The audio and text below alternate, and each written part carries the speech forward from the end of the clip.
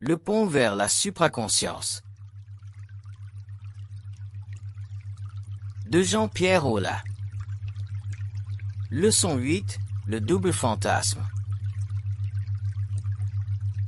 Que ce soit par le biais de l'éducation formelle ou informelle, nous avons été conditionnés à isoler notre esprit, avec notre façon de penser, de la réflexion profonde ou d'un dialogue intérieur conscient.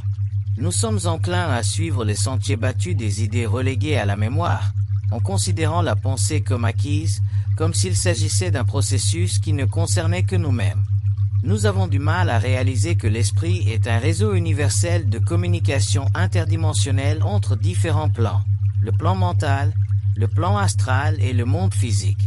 Nous avons été trompés par notre ignorance concernant l'esprit qui ne connaît aucune finalité, étant si avancé, par son potentiel créatif, qu'il se situe, pour le rationalisme égocentrique, au-delà de toute compréhension intellectuelle. Nous voulons le comprendre, mais nous refusons de nous aventurer au-delà des repères égocentriques. L'esprit subjectif nous limite au cadre de notre territoire psychique, qui sert de base à toute catégorie de pensée possible, en raison d'un manque d'intégration de l'énergie astrale et mentale intimement liée à la constitution psychique complexe de l'ego. Ces forces non intégrées deviennent les limites de notre existence conditionnée par les sens. Sans cette limite, l'esprit serait libre d'explorer les aspects multidimensionnels de la réalité psychique globale d'un point de vue personnel, prépersonnel ou cosmique. Notre myopie découle d'une perception subjective de l'esprit et d'une interprétation rationnelle de la pensée. Ce résultat final d'une énergie descendante, qui amorce son mouvement en rayonnant à l'intérieur des dimensions de lumière constituant le fondement de la réalité de l'être, est par ailleurs illimité dans sa capacité à informer le moi. Nous abordons la pensée comme si elle nous appartenait. Ce faisant, la structure complexe de l'esprit et de son origine cosmique échappe à notre compréhension. Cette impasse a prédéterminé les conditions qui ont provoqué une souffrance inutile au cours de l'histoire et qui ont rendu impossible la conscience évolutive supramentale. Nous aimons croire que nous sommes des êtres autonomes, mais nous sommes absolument interdépendants, dans une extension dont l'étendue nous est inconnue, avec d'autres intelligences dont la relation avec l'être humain est tissée dans la trame de sa réalité individuelle et indivisible. En tant qu'être humain, nous ne pouvons pas comprendre, faute d'éveil, que notre réalité en soutient une autre, qui à son tour soutient la nôtre à un point tel que l'esprit inconscient s'effondrerait s'il entrevoyait, ne serait-ce qu'un instant, son réseau universel. Nous menons une double existence et nous en sommes totalement inconscients. Nous avons toujours considéré la mort comme un no man's land, alors qu'elle est intimement liée à notre existence quotidienne et à notre capacité de décision.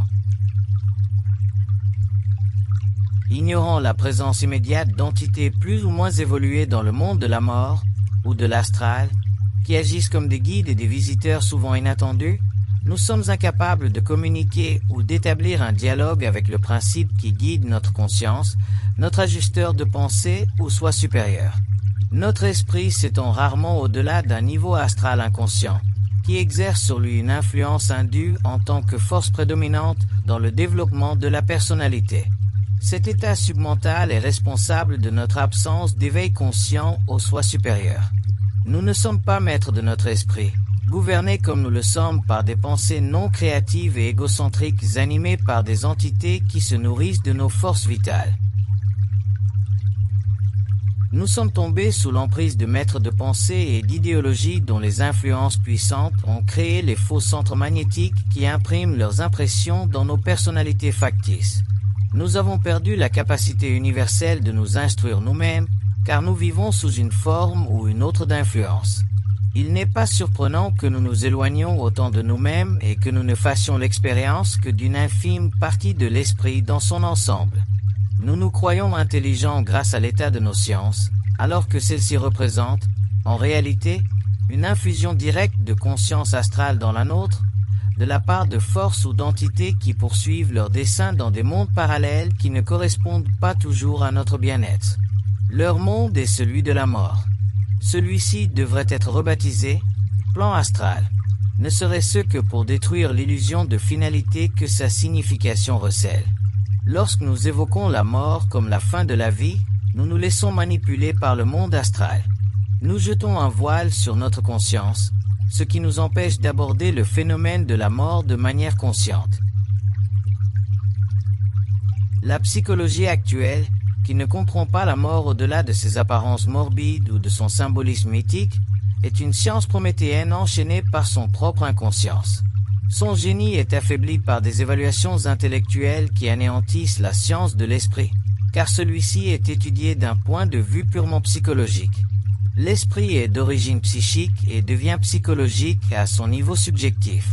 La psychologie classique ne traitera pas la mort directement à l'aide de cet extraordinaire instrument qu'est le contact de la pensée, car elle n'a pas encore saisi la nature objective de sa réalité. Quiconque peut communiquer avec le monde de la mort. Quiconque est doté d'un esprit ouvert peut discerner les mensonges avancés par cet au-delà, qui tend à entretenir les illusions de l'esprit, issues de la pensée subjective. L'univers n'est pas du tout aussi clairement défini et physique que nous le souhaiterions. Les forces astrales de l'involution et leurs tromperies accommodantes dominent complètement la vie psychique, par conséquent, la vie psychologique de l'être humain. L'esprit est un territoire psychique qui s'étend aux niveaux supramentaux de la conscience. Il peut être exploré librement, grâce à des changements fondamentaux apportés au moi, qui ont pour effet de garantir une compréhension plus large de ces mécanismes internes. L'esprit survole impérieusement les conventions et la dualité. Il s'en va bien au-delà de ces polarités, se déplaçant à travers le réseau de l'intelligence supramentale.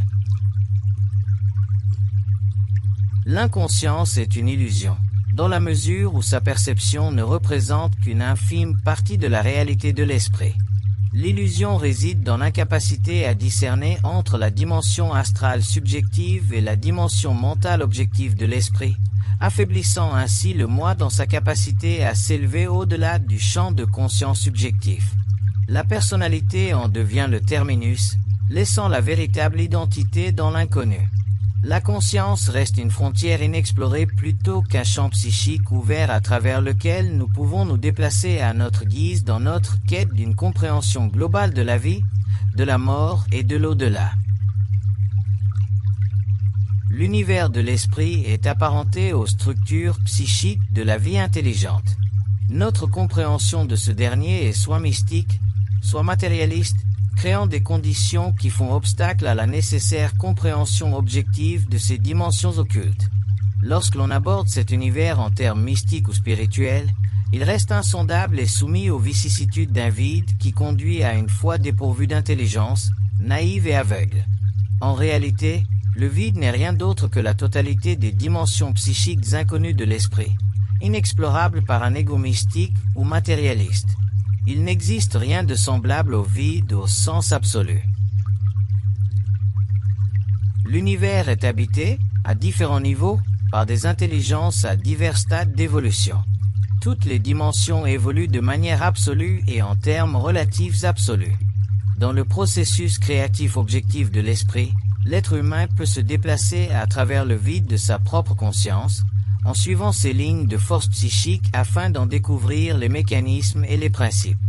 En tant que tel, le vide cesse de signifier une vacuité, mais plutôt une liberté par rapport aux débris psychiques et psychologiques.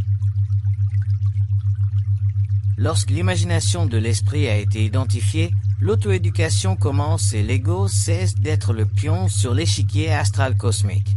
La communication interne est la clé pour comprendre les mécanismes de la conscience et ne peut être vécue sans que l'esprit ne se soit d'abord ouvert entièrement à un plan mental libre de toute coloration astrale. La communication interne est à l'esprit ce que la pensée subjective est à l'ego inconscient. La différence est similaire à celle qui existe entre savoir et ne pas savoir. La connaissance subjective plonge ses racines dans le processus réflexif de la pensée. Cette partie de l'activité mentale est la pointe de l'iceberg de sa portée créative globale. Au-delà de la phase réflexive s'étend la vaste réalité des circuits universels qui peut être saisie par l'esprit dans son développement évolutif ascendant vers la sagacité objective du moi. L'univers psychique fait partie intégrante de la conscience. Ignorer ce fait contredit le fondement même de la réalité humaine, ce qui a pour effet de minimiser le talent naturel de l'être humain à aborder la vie selon des termes qui correspondent à sa signification ultime. Nous ne sommes pas sur Terre simplement pour exister, mais pour acquérir une science universelle de la réalité et pour l'appliquer. Voilà en quoi consiste l'évolution. La croissance doit s'étendre au-delà de l'intelligence conditionnée par les sens et conduire à une compréhension intégrale des mécanismes de l'esprit. Ce dernier est d'un ordre qui se déploie bien au-delà des simples rouages intellectuels de la conscience. Dans l'être humain physique résident une conscience astrale et une conscience éthérique à travers lesquelles le monde psychique partage la réalité humaine. Tant que la fonction interne de la communication de la pensée n'aura pas été pleinement comprise par un éveil en évolution, le contact avec les circuits universels de l'esprit restera un mystère et l'expérience se poursuivra, selon ce qui convient à tout être astral destiné à un éventuel retour dans le monde de la mort. L'idée que l'univers soit parfait, au-delà de son modèle physique, n'est qu'une fantaisie.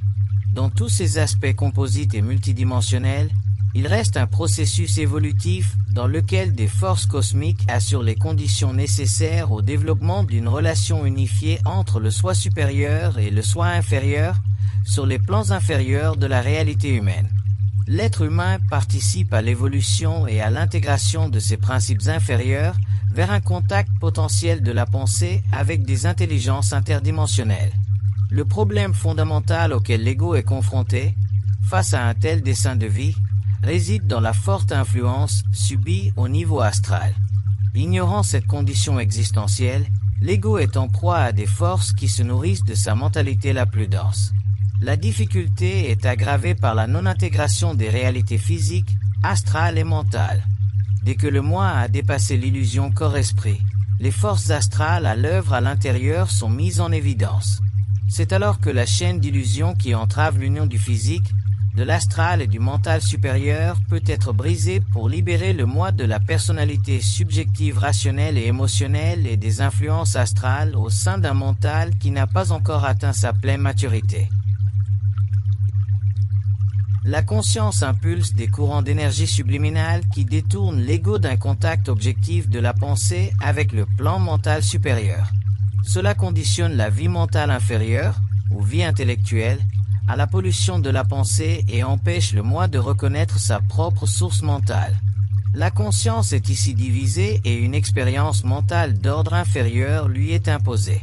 Une telle contamination corrompt les années formatrices et post-formatrices du développement du moi. Elle plonge l'individu sans défense dans une série d'expériences et de luttes qui offrent, à la fois, une mesure du manque de réalité intégrée et constitue une source de souffrance inutile. Ce fléau de l'existence fait de la vie de l'être humain une lutte constante plutôt que ce qu'elle devrait être, c'est-à-dire une vie de construction continue et sans douleur. La double nature de sa conscience crée l'impasse qu'il doit constater pour que ce dernier puisse accroître son pouvoir sur le karma de la vie, qu'il définit comme expérience. La conscience, dans son plan évolutif, ne peut échapper au fait que des réalités alternatives s'entremêlent avec l'expérience physique. Tant que ce fait n'aura pas été constaté, l'ego continuera à chercher le sens de l'existence à travers la philosophie, la religion ou la science matérielle, plutôt qu'à travers un processus qui coïncide avec le pouvoir individualisé et intégré de sa pleine conscience. Sa double nature doit être comprise afin que l'être humain puisse se libérer de la pensée astrale, une fantaisie qui obscurcit le discernement et nie le lien entre les mondes physiques, astral et mental. Sans la volonté nécessaire à cette réalisation, le libre arbitre reste pour l'ego une condition involutive limitée. L'univers, en tant que vaste réservoir d'intelligence en mouvement à des niveaux spécifiques d'interaction avec l'être humain, et invisible à celui-ci, est plus concret que le monde physique qui l'engendre. L'ego conscient possède la capacité innée de vivre sa vie en conjonction avec un niveau supérieur de développement mental dès qu'il se libère des habitudes de pensée subjectives et obstinées.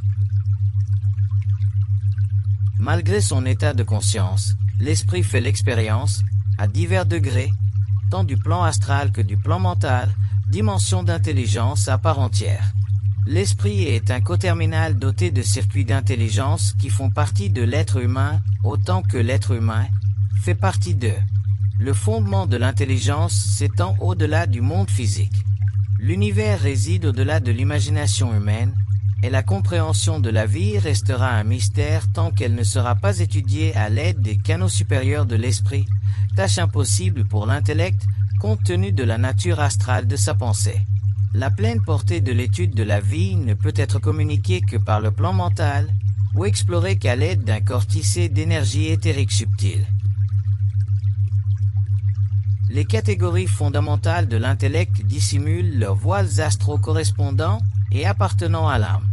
Au-delà de ces voiles se trouve l'énergie éthérique du mental supérieur, ou double, ou de l'ajusteur de pensée, comme on l'appelle aussi. C'est le principe cosmique de la lumière et de l'intelligence, unique siège de la connaissance objective et de la liberté, et but ultime de toute évolution sensorielle. La religion, la science ou la philosophie ne peuvent traiter objectivement les questions relatives à la réalité, en raison des limites astrales de la pensée inconsciente. Ce n'est que lorsque le mental aura dépassé ses fonctions inférieures que l'être humain accédera pleinement à la plénitude de la vie et sera capable d'expliquer les mystères, de manière à introduire la science des sphères dans sa conscience. Le double fantôme n'est pas simplement un état inférieur de la vie, mais plus précisément un état inférieur de la pensée. La réalité de l'esprit est un phénomène galactique qui implique des milliards et des milliards d'individus dans la coordination de la pensée et de l'action, à tous les niveaux du processus cosmique. Lorsque l'être humain fait l'expérience de l'illusion astrale du libre arbitre, il est temporairement soulagé et protégé d'une conscience inquiétante grâce au mécanisme d'une liberté illusoire. Ce mécanisme lui permet de vivre son expérience terrestre sans être conscient de la présence de forces qui agissent en lui au niveau de l'âme et de l'esprit, et qui luttent pour une position de force au sein de son expérience. L'âme est contrôlée par des forces involutives tandis que le mental, le double ou le moi supérieur, est une force évolutive qui cherche, avec le temps, à ramener l'être humain à sa source par le biais de la communication de la pensée avec lui. Le soi supérieur est un être dont le rôle ou l'activité dans le monde mental est de perfectionner l'expérience de l'âme, car l'âme s'incarne dans l'obscurité totale de sa mémoire astrale. À travers ce long processus, l'être humain vit, meurt et renaît jusqu'à ce que l'âme cesse d'avoir à revenir à l'expérience physique. À ce stade de son évolution, elle est suffisamment évoluée pour fusionner avec la force de l'esprit de son soi supérieur, ou double, rompant enfin le cycle de réincarnation qui constitue son lien et son contrat avec la mort et le monde astral. C'est là que commence la véritable liberté par rapport à l'expérience planétaire et astralement dominée. Des légions d'êtres, sur des plans inférieurs d'évolution et sous forme désincarnée ou astrale, interviennent dans l'évolution de l'être humain, selon ses besoins spirituels. Malgré sa relation astrale inférieure ou supérieure avec eux, le moi doit finalement s'en libérer afin que s'établisse la fusion avec la force de son propre esprit, dans le but d'intégrer les dimensions mentales, astrales et physiques de la réalité du moi. Les êtres astraux, ou âmes désincarnées, sont limités aux mêmes conditions de connaissance que l'être humain, à l'exception de leur accès à ces archives planétaires qu'ils peuvent utiliser à bon escient ou non, selon leur stade évolutif. Comme l'être humain n'est pas suffisamment conscient des lois astrales qui sous-tendent et conditionnent les activités du monde de la mort, il est une proie facile de leur influence qui peut spiritualiser ou animaliser son esprit, selon le lien karmique entre l'âme incarnée et l'influence astrale. Tant que l'ego dépend du soutien des êtres astraux, sa vie perpétue le lien karmique avec les formes de vie astrale. Celles-ci, à leur tour, lui transmettent leur propre conscience et leur expérience limitée, et dans de nombreux cas également des mensonges que l'ego naïf ne peut discerner. Le mensonge est une loi du monde de la mort dont la portée bouleverserait un esprit non préparé et crédule. Pour les êtres astraux, c'est un moyen de maintenir leur pouvoir sur l'être humain. Ce gigantesque manège cosmique fait partie de l'évolution de la conscience. Le jeu mental est si subtil, sa science si avancée et ses lois si occultes que des générations d'hommes peu avisés y succombent, sans en avoir la moindre perception ni la moindre volonté de s'y opposer. C'est de cette matière que se compose la vie sur Terre, comparable aux subtils jeux mentaux auxquels se livre l'être humain dans l'arène de la diplomatie mondiale. Ces stratèges proviennent, en effet, du plan astral de l'inconscience humaine. L'être humain n'est nullement maître de lui-même. Inconscient des jeux mentaux auxquels se livrent les êtres astraux à ses dépens, il vit en marge de sa réalité et est confronté à des pensées intérieures qui sont, souvent, d'origine astrale plutôt que mentale. Sa lumière, ou sa connaissance intérieure, est si éloignée de sa conscience qu'il passe la majeure partie de sa vie à la recherche d'un sens qui ne peut être trouvé. Le double fantôme de son existence inconsciente le pousse vers des expériences qu'il doit subir par manque d'intelligence créative, qui ne peut être acquise que par le contact conscient avec son vrai soi. Il mène ses recherches dans la religion, la philosophie et la science, pour découvrir bien vite que la réalité est inaccessible par ses voies involutives. Il meurt aussi ignorant qu'il est né. L'âme a accumulé davantage d'expériences, l'ego est encore trompé et l'âme en est la bénéficiaire, tandis que la vie reste un chemin qui ne mène qu'à la mort. L'orgueil intellectuel et la naïveté spirituelle sont les pires ennemis de l'être humain. Par orgueil, les mécanismes de la pensée et de ses origines lui échappent, croyant avoir le contrôle de son propre destin. Par dogmatisme religieux ou par naïveté spirituelle, il mystifie le paradis et l'enfer et adhère à une conception traditionnelle du divin qui l'isole de la réalité de l'univers psychique et multidimensionnel de ses instances gouvernantes. Ses émotions sont utilisées pour tisser en lui une toile d'arrogance ou de peur qui atténue son expérience de l'intelligence mais ne la rend jamais complète. Sa conscience est dépourvue de continuité et le contraint à rechercher le bonheur sous toutes les formes possibles, afin qu'il puisse oublier son ignorance de la loi et de l'ordre cosmique. S'il s'aventurait au-delà des portes du monde physique et de l'ignorance astromystique que cachent les concepts de paradis et d'enfer, il comprendrait que la réalité qui sous-tend son expérience va au-delà de la fiction. Une science si exacte qu'elle rend la philosophie involutive, la science et la religion un chemin secondaire qui s'écarte d'un avenir bien plus intelligent, libérateur et organisateur. L'être humain inconscient est incapable de pénétrer les couches profondes de son esprit par un état cognitif d'investigation. Par conséquent, il ne peut concevoir le mystère de l'âme. Il ne se rend pas compte que sa constitution originelle est de pure énergie, qui dégénère à travers le processus de l'incarnation jusqu'à l'aboutissement de ce cycle involutif, à une époque où le corps mental est suffisamment développé pour pouvoir passer à un autre niveau d'évolution. Ce n'est que lorsque la libération des idéologies dominantes aura été atteinte que la pleine conscience sera possible et que le contact de la pensée avec les plans mentaux sera une expérience consciente. À la suite de ce changement dans la dynamique évolutive du mental, l'âme, ou les forces astrales, se retireront et les forces de l'esprit de la conscience imprégneront le mental, libérant l'être humain de l'esclavage de l'ignorance et lui permettant de prendre le contrôle des forces astrales sur Terre. Sa nature mentale s'épanouira jusqu'à ce que soit rétablie la capacité de travailler à sa guise avec les forces élémentaires. Les forces élémentales sont d'origine astrale, mais ne participent pas aux activités du monde de la mort. Elles n'appartiennent pas à la mort. Leur fidélité aux forces de la lumière les a rendues inaccessibles. Elles n'ont jamais été à la merci des forces qui contrôlent le plan astral. L'être humain doit, un jour, reprendre le contrôle de ces dernières et travailler avec elles pour ajouter une nouvelle dimension à l'expérience de la vie, au-delà des possibilités de ces sciences matérielles.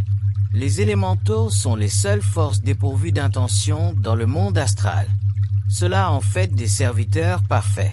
Contrairement aux entités qui perfectionnent leur évolution astrale par leur contact manipulateur et subliminal avec l'être humain, les élémentaux sont à son service, mais l'être humain ne peut bénéficier de leur présence et de leurs activités au-delà du plan de son imagination spirituelle. C'est pour cette raison que, Depuis la nuit des temps, l'être humain est assoiffé de magie ou de la suspension des lois physiques.